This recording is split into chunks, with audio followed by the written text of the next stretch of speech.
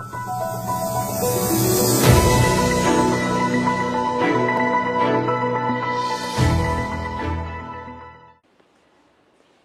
Sabbath, church. Happy day. We thank God for this wonderful opportunity that He has given unto us. And let me take this opportunity to welcome you to our today's lesson. We are on lesson 10 that talks about the Bible as history. Before that, my name is called Elder Kennedy Ndege. I'm Brother Chinjak.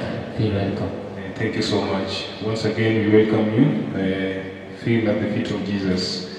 Our today's lesson talks about the Bible as history, and maybe you can ask yourself, what is history?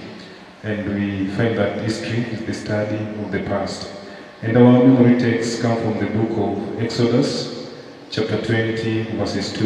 It says, yes, I am the Lord, thy God, which have brought thee out of the land of Egypt, out of the house of bondage. Thank you so much. I'm the Lord your God who brought you out of the land of Egypt. We are going to study, to see how Bible is related to history. That is, it means Bible as history. And Bible is constituted in history, and biblical history moves in a linear direction. So the historical nature of Scripture is one characteristic that distinguishes it from the sacred books of other religions. The Bible assumes the existence of God who personally acts in history. And it does not try to prove the existence of God, but it just tries to tell us the existence of God in history. And we are going to see also in the beginning how God speaks and life on the earth during His creation. That is from the book of Genesis, chapter 1, verses 1 to 3. He calls Abraham out of the Chaldees. Then he delivers the people from the bondage. Those are the children of Israel from the land of Egypt. Also, he writes the 10 Commandments using his own hands on the stone.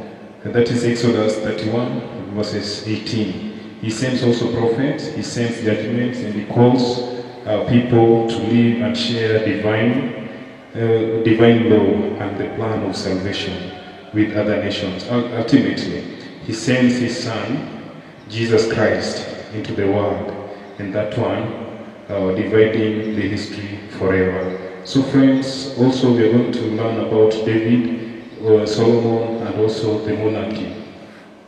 And as we can talk about, monarchy is a system or a form of government. And if we relate to the story of David and Solomon, we get that they were working in a system.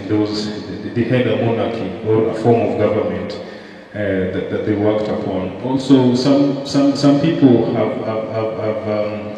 have said that actually David did not exist. But when we read the history so well, we find that David existed. Actually, because without David, there would be no Jerusalem, and also the capital of the nation of Israel.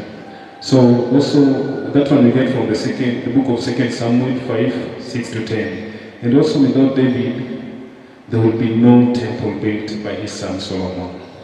And also without David, then we would not have a future Messiah, because Messiah was born out of the lineage of who?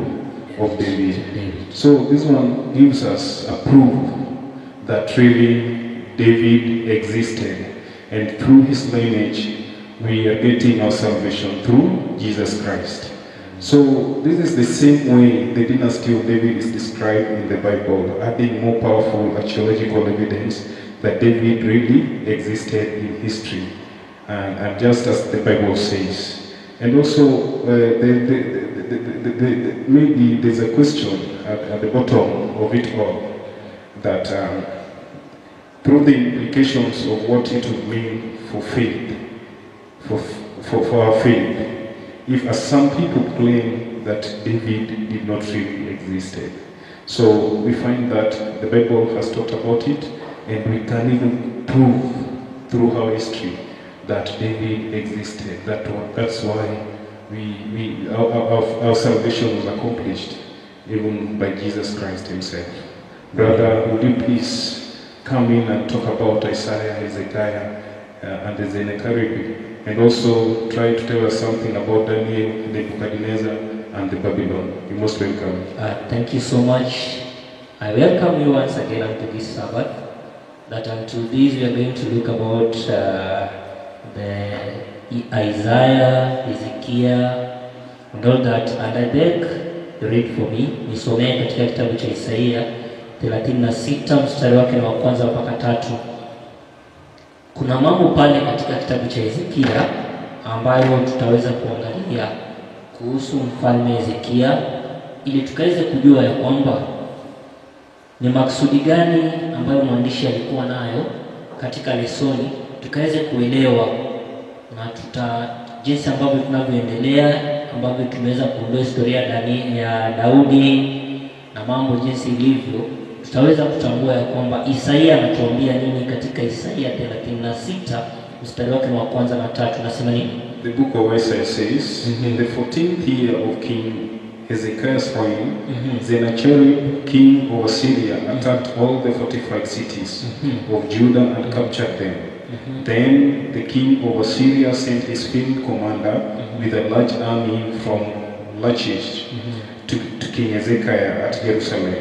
When the commander stopped at the aqueduct of the upper pool on the road of the washerman's field, Eliakim, son of Hilkiah, the palace administrator, Shebna, the secretary, and Joel, son of Asaph, the recorder, went out to him.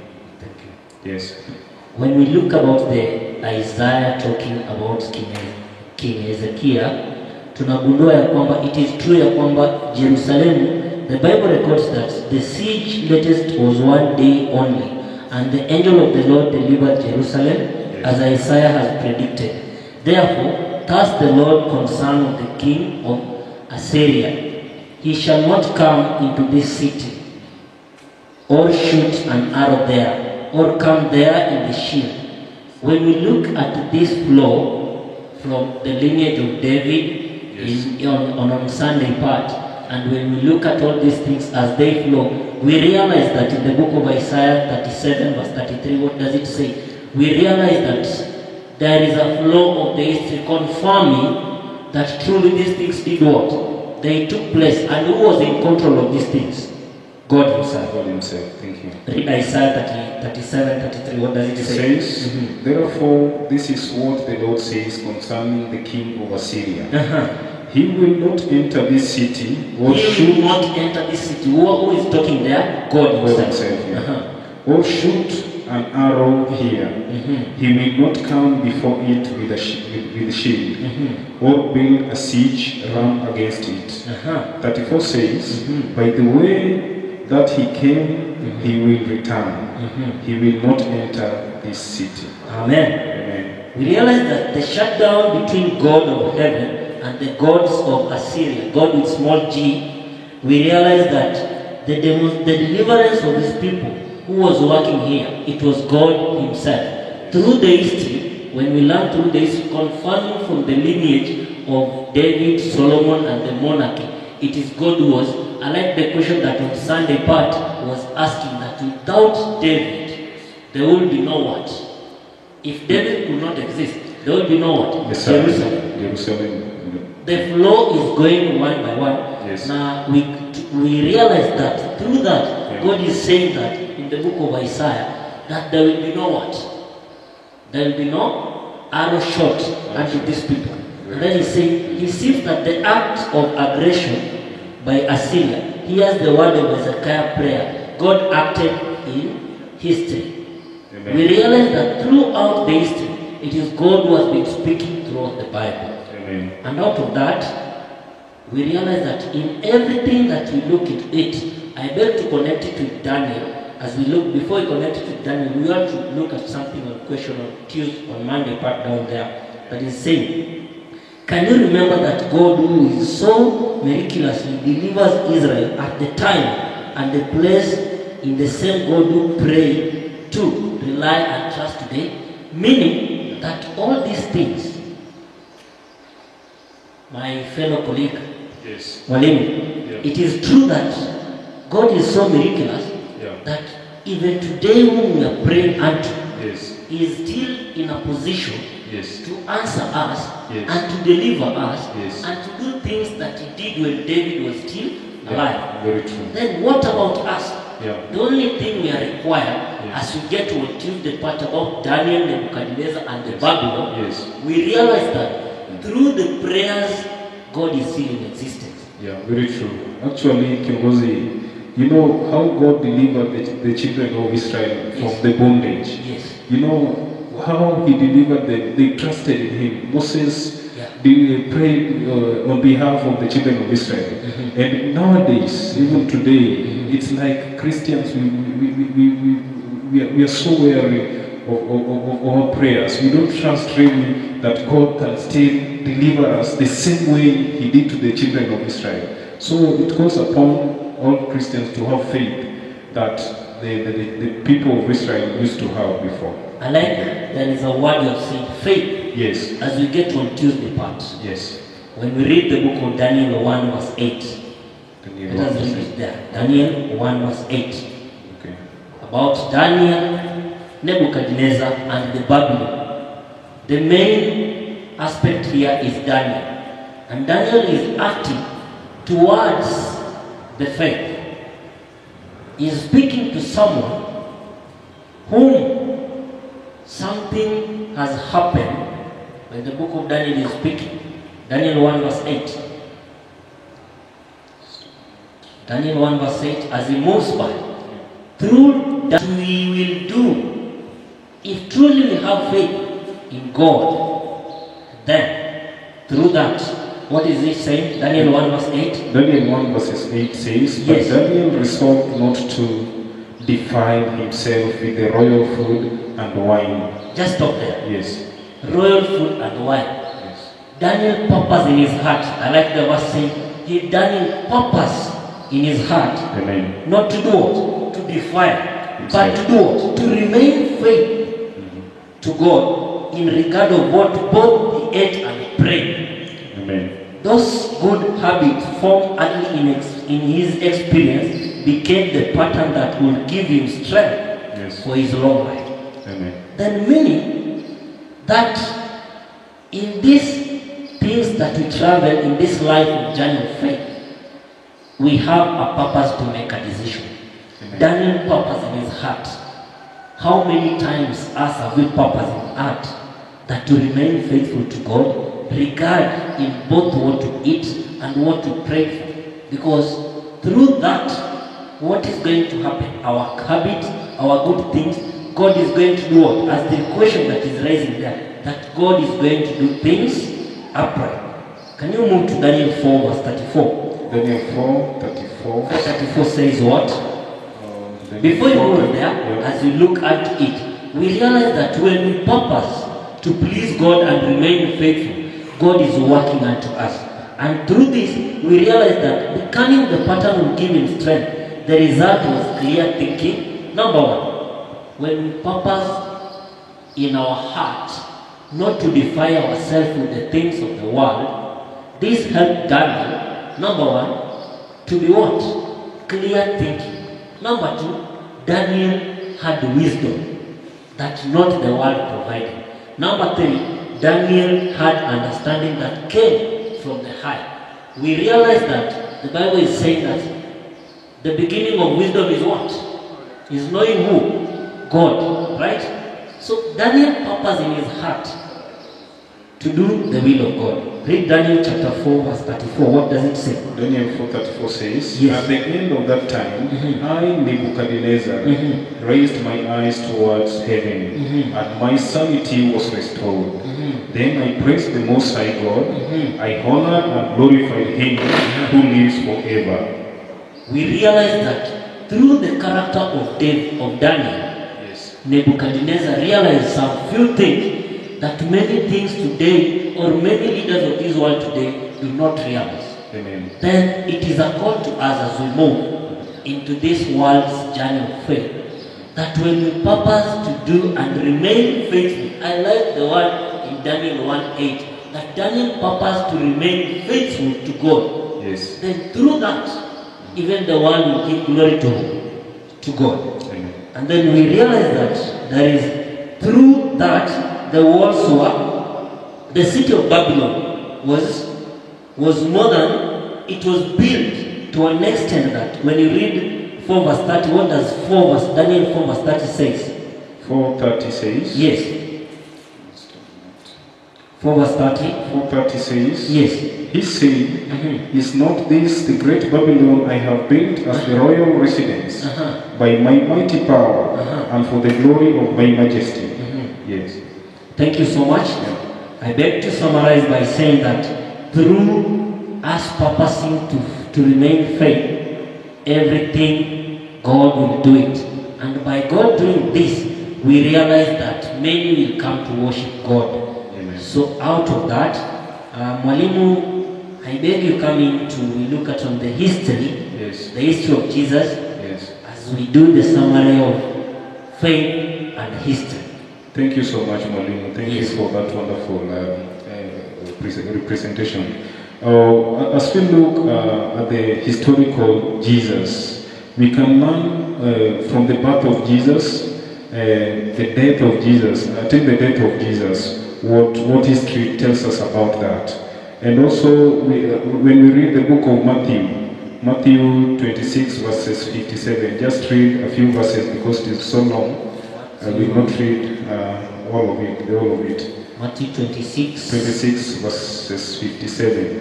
26 verses 57. Yes. I beg to read in Swahili. Yes. 26, 57 is saying, Yeah. Matthew 26, 57, nao walimkamata Yesu wakampeleka kwa Kayafa kuhani mkuu. Walikuwa wamekutanika waandishi na wazee. Yes. Verse 38. Yes. Na Petero akamfuata kwa umbali mpaka behebe ya makuhani mkuu, akaingia ndani akaketi pamoja na watumishi auone mwisho. Okay, thank you so much. We are just trying to learn about before the death of Jesus, what took place, how he was arrested, how he was tortured. Yeah, and that one is clearly being given as the history of Jesus. And also, when we, if I can read, in 1961, an inscription bearing the name of Pontius Pilate, the prefect of Judea, under the empire of Tiberius, was found on a stone in the theater of Caesarea Maritima. So even at this time, we can still get things that can prove that really Jesus was there and he was tortured and he was arrested. So that's in both cases, some of the principal figures surrounding the death of Christ has been corroborated by history. Secular historians of the first 2 centuries also speak of Jesus of Nazareth. For Tacitus, the Roman historian, also writes about Jesus Christ, his execution by Pontius Pilate during the reign of Tiberius and early Christians in Rome. So friends, when you look at history of Jesus, we can learn so many things, and this one gives the Bible upper hand that really what took place is what is written in the Bible even today. Okay, there's a quote there. These archaeological discoveries and history sources provide an extra non-biblical framework of the existence of Jesus, who was worshipped within the first 50 years of his death. The Gospels themselves are the primary sources of Jesus, and we should study them carefully to learn more about Jesus and his life. And also, there is a question that the lesson writer is asking, that it's always nice to have archaeological evidence that supports our faith. Why must we learn not to make our faith depend upon these things. You know, that those who have read so much into the history, and maybe these things may affect our belief, you know. So we should try as much as possible that even as we learn history, they will not affect what? Our faith. Thank you. May God bless us. And also, can you please try to make us learn about faith and history? When we look at Enoch, Noah, Abraham, what did they do? Thank you. Yes. I take this opportunity to welcome you as we wind up about faith and history. And we realize that in the book of Hebrew is talking about faith, and Hebrew 11 verse 6, it says that without faith we can't please him.